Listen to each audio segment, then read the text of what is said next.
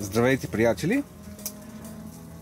Това е поредното видео за петунийката и не знам точно днес кой пореден ден се пада, но петунийката си поникна и ще я отвориме да си я полееме.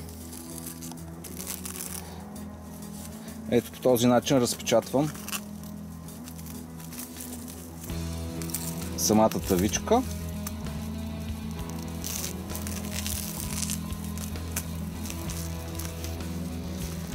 Надявам се да се вижда. Ако не, сега ще покажем, но само да изкараме номерчето на самата питунка. И да изкараме въобще найлончето. Да примахнем.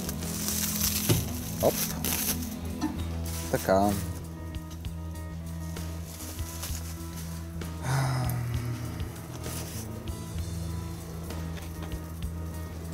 Хаха, ето, така се вижда. Виждате как са се наредили питунките. Има тук-там малко тревичка, която е поникнала. Сега ще я оплевя и е готово. Сега по принцип го отварям. Самата питунка трябва да си полее. И ето по какъв начин поливам. Не на редчето, а по междуредието. Защото е още толкова крехка питунката и от самата вода, колкото да е тънка и бавна струйката, от самата вода си пада.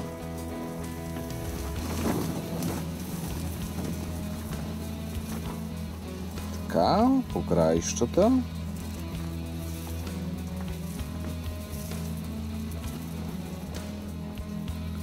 И сега повтаряме.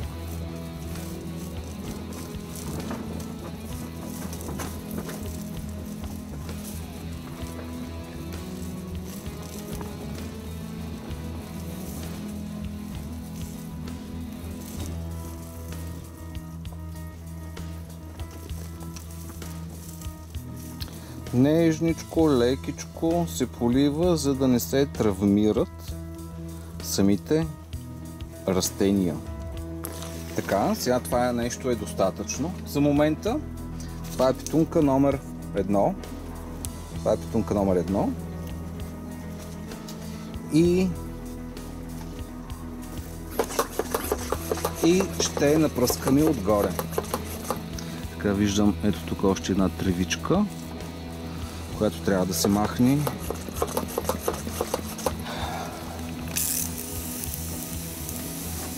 Напръскваме отгоре, за да може хубаво всичкия кокосов субстрат да се увлажни наново и 100% има още непокълнали семена, които по този начин ще ги стимулираме да покълнат по-бързо.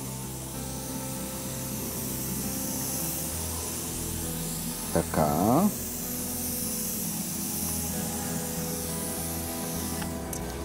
И по този начин се полива вътре в самото редче на самата питунка. Сега ще оставим малко да си попие влагата и после пак ще полеем с бутилката, за да може хубаво да се увлажни. Тук какво наблюдаваме? Съседната тъвичка започна да си избива, да си расте доматенцето. Ще го доближиме.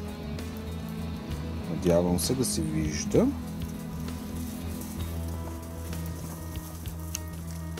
Ето така.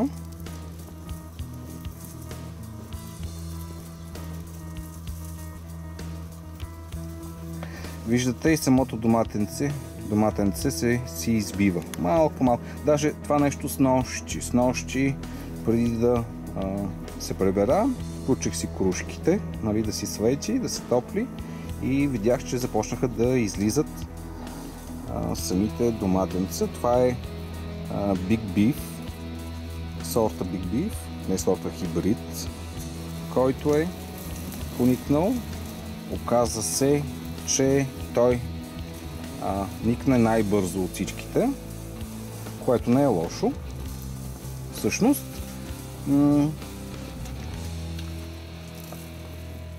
значи в тази тавичка имам още паулина, която не е избила, но мисля, че скоро ще избие и тя. И имам един саксиен домат. В другата тавичка, т.е. в последната, сега ще ще отдалеча, за да мога да покажа и другите тавички. Ето в тази последната тавичка, имам пак поникнало доматенце. То е Optima. Също поникна. Имам поникнало в тази тавичка. Да, то всъщност е остатъка от Optimата. Поникнал. Тук от тази страна избива розовия домат. Това е розова магия.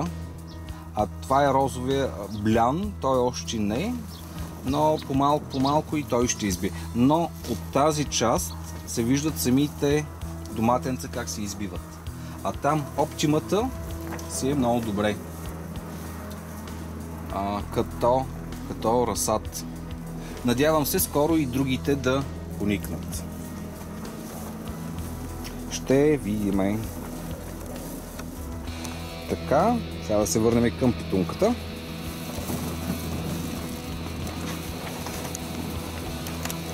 Така, сега изчаках малко да си попие, раздрусаме, така. И пак с бутилката да полееме, пак нежничко.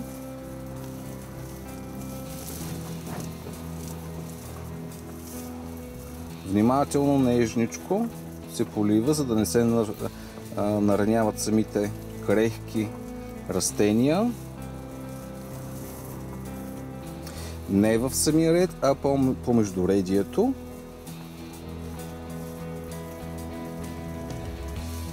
Така, това е достатъчно за сега. Пак разтръскваме. Тук има една питунка, която има капка на нея.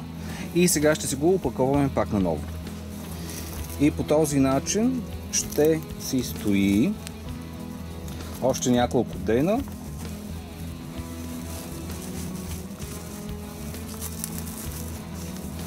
Оп. Не, ще трябва да го взема. Ето, готово е. И сега по този начин ще си стои още няколко дена.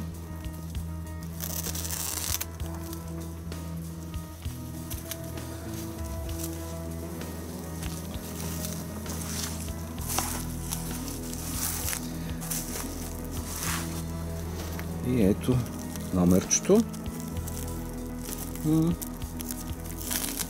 Ето. И ето номерчето, така си го слагаме тук. Хайде. След няколко дена задължително ще се отвори и вече ще сменим самото опаковане на питунката, защото започва да расте и ще трябва да се отваря по-малко, да си взима въздух. Не може самите растения да си живеят без кислород и въглероден диоксид, естествено, но ще трябва да си вземат въздух, да може да почнат да се климатизират към външната среда, защото това нещо е като парник, образува се парников ефект, самите растения се изнежват и е добре от време на време да се отваря самата опаковка, която е, да се маха и да се проветрява. Така. Сега да покажем и следващата питунка. Там имаме поникнала една голяма тревичка, която ще трябва да премахнем.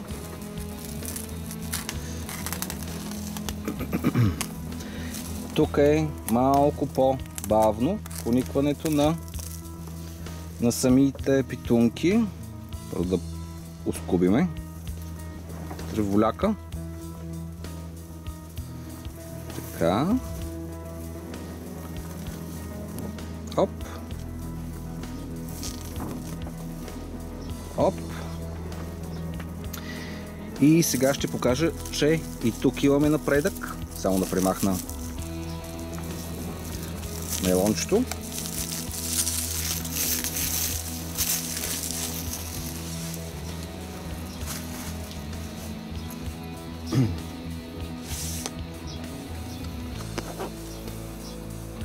Така, сега дали ще се види. Самите гранулки са се разтворили. Показали са се коренчета от тях и започват да растат. Може би ако го оставя така и го приближа, ще може да се види евентуално.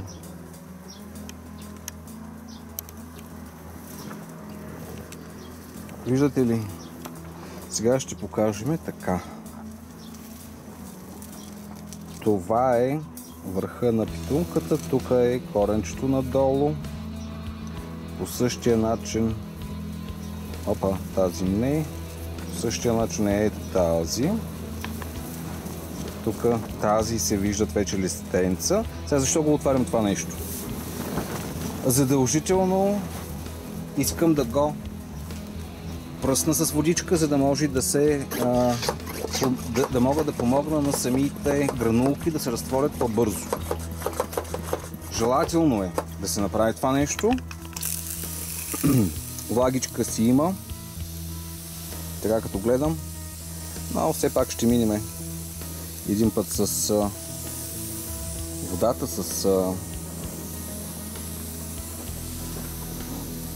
шишенцето, за да полеем, но задължително трябва да се пръсне това нещо.